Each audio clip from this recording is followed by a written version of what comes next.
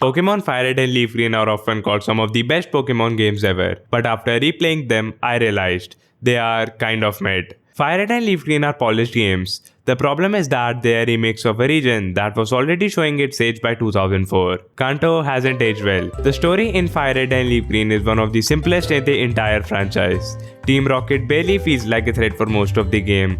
Giovanni, unlike villains from later generations, doesn't have some grand plan that constantly pushes the narrative forward.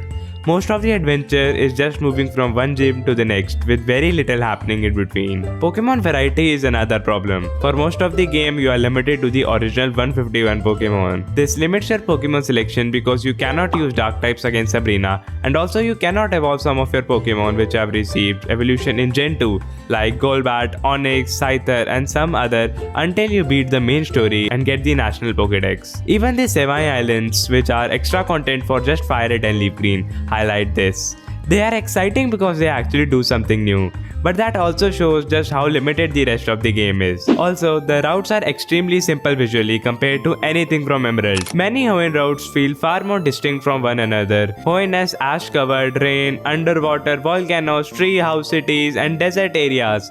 Kanto has memorable locations too, but much of the region is made up of straightforward grass routes connecting cities. Even though I know these games have to be faithful to the originals, but I still believe they should have made the game more diverse, like Heartgold and Soulsilver, which are also remakes. If you compare FireRed and LeafGreen to games like Emerald, Platinum, Heartgold or Soulsilver, you start noticing that they could have added longer post-game content. What's interesting is that this wasn't just a problem that appeared with age. Even in 2004, FireRed and LeafGreen already felt conservative. While Hoenn was introducing secret bases, contests and eventually the battle frontier, FireRed and LeafGreen mostly recreated Kanto with only a handful of additions.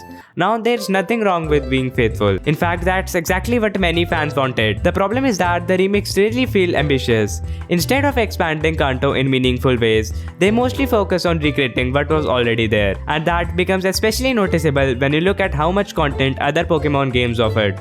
Gold, Silver and Crystal were released years earlier on much weaker hardware, yet they still gave players an entire second region to explore after becoming champion. Even Johto by itself feels more varied thanks to locations like Ice Path, the ruins of Alps and Mount Silver. One of the biggest problems with replaying FireRed and LeafGreen is that team building starts to feel repetitive. Need an electric type, Jolteon or Raichu is usually the obvious choice.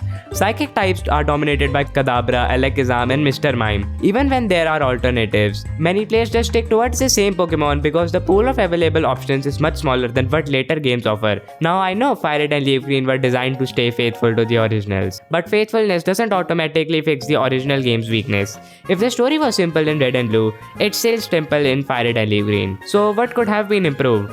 FireRed and LeafGreen didn't need new routes or full redesign of Kanto. What they could have done is expand on what Seven Islands started.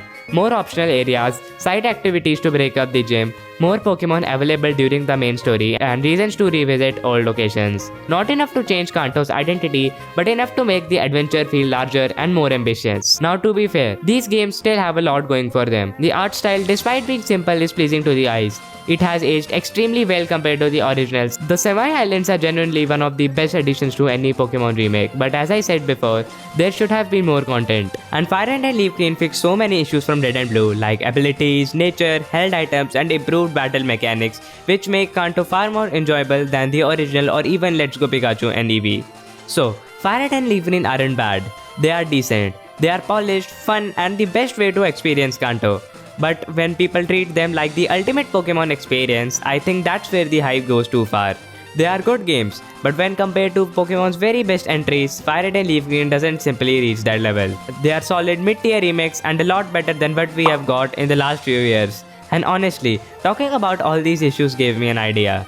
In a future video, I'm going to try redesigning Kanto from the ground up, changing parts of the story, adding new content, and fixing some of the problems I talked about today. So if that sounds interesting, make sure you are subscribed to the channel. So that's it for today's video. I will see you guys in the next one. Until then, goodbye.